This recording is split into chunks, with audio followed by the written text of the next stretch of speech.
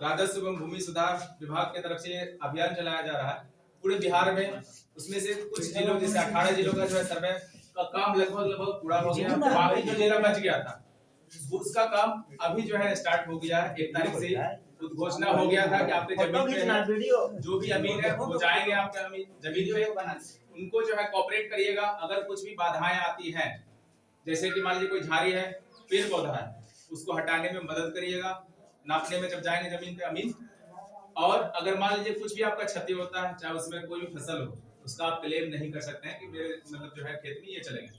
उद्घोषणा पहले हो चुका है, 1 तारीख को मुखिया जी के द्वारा लेटर रिसीव करा दिया गया है।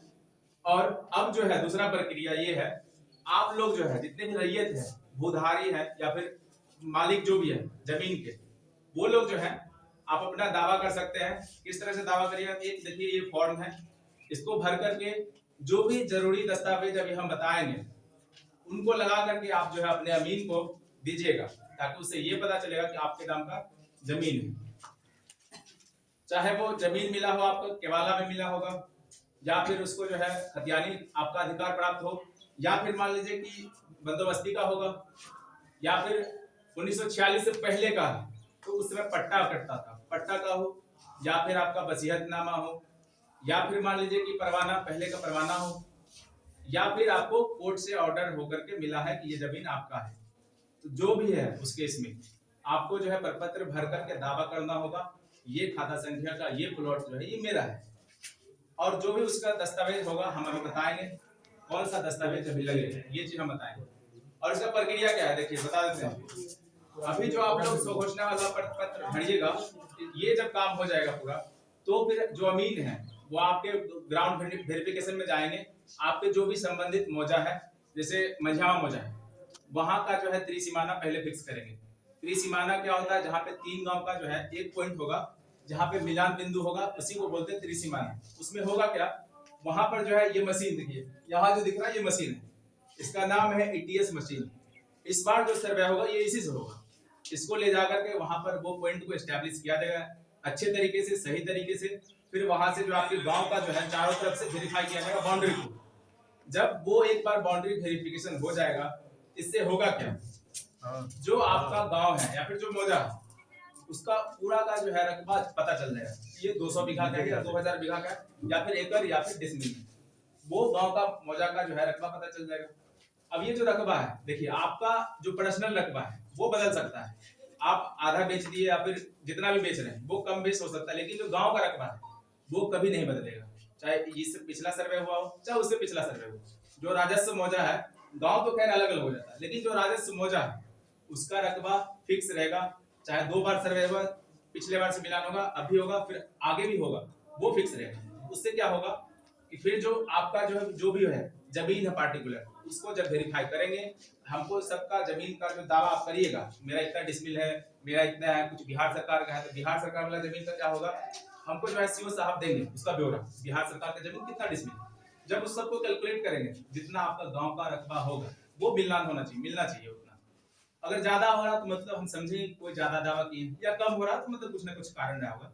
तो उस केस में क्या होगा, अमीन जो है ग्राउंड पे वेरीफाई करने जाएंगे, आपका प्लॉट वाइज जाएंगे। उस समय आपको ओरिजिनल कागज के साथ अपने जमीन पे रहना होगा। और ये आपको पता कैसे चलेगा? जब भी अमीन जी जाएंगे वहां पे तो एक ग्रुप बना लेंगे, हो सकता है व्हाट्सएप पे बनवा लीजिएगा राजेश जी, उस ग्रुप में इंफॉर्मेशन मिल जाएगा आज जो है इतना खाता संख्या से, या फिर जो जहां से कार्य प्रारंभ करेंगे वहां पे जाएंगे तो आप लोग रहिएगा तो वहां पे हो जाएगा। ये रहा बात कि हो कैसा रहा। ये जब ग्राउंड वेरीफाई हो जाएगा तो आपके जमीन पे जाएंगे, आपके जमीन का जो है पैमाइश करेंगे, और इस पे नक्शा तैयार नहीं हुआ, नक्शा जो है पहले से ही हमको मिलेगा।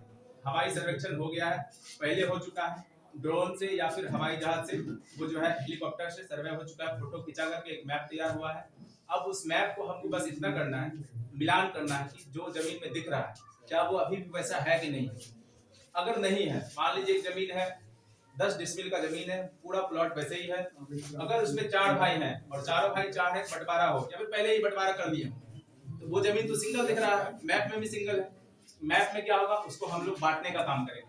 बांटने का काम तभी करेंगे जब आप लोग शेड्यूल दीजिएगा, तभी कर सकते हैं बांटने का, या फिर पहले शेड्यूल से बंटवारा किए हूँ वो नक्शा में भी बटा जाएगा। तो जब भी नक्शा में बटाएगा तो वो फिर खेसरा संख्या बढ़ेगा, इस बार का खाता संख्या अलग अलग हो जाएगा। तो यही चीज है, इसी का काम होगा। तो जब भी सर्वे होता है सर, तो नया खतियान बनता है, नया खाता संख्या मिलता है, नया खसरा नंबर मिलता है। तो जिनका पहले से सोचे हुए हैं कि मेरा ऑनलाइन सब कुछ सही चल रहा है, हम कोई सर्वे में कोई मतलब नहीं है, फिर वो छूट जाएगा।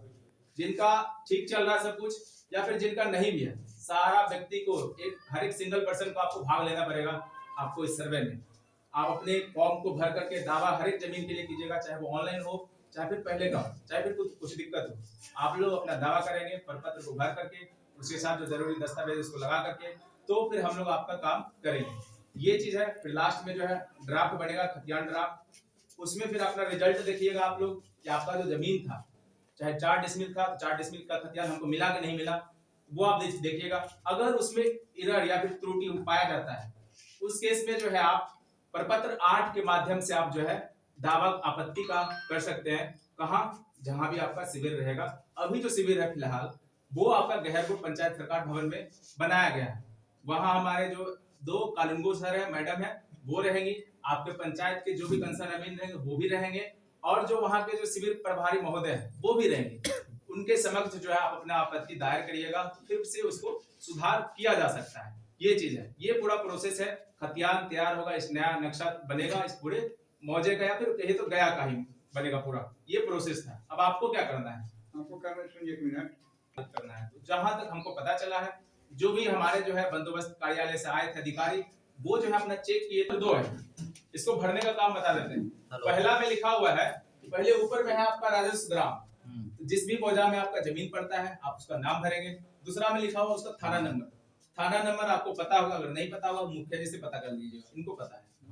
और उसके बाद आता है हल्का नंबर। आप इसको हल्का नंबर को नहीं भरिएगा, ठीक है, हल्का नंबर को खाली छोड़ दीजिएगा। नीचे में फिर आता है आपका जो है पुलिस थाना, वो आपको पता होगा, वो भर लीजिएगा।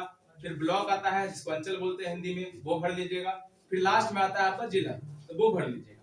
अब नीचे में यहाँ आता है रैयत का नाम और सह हिस्सेदारों का नाम पिता के नाम के साथ। इसमें क्या करना है, जैसे मान लीजिए हम जो है 4 भाई हैं, और मेरे जो है दादाजी के नाम पे जमीन था, खतियानी जमीन है, और वो अब नहीं रहे। अब मेरे नाम से हम चाहते हैं कि मेरा खाता खुले, तो इसमें जो नाम होगा वो किनका नाम होगा?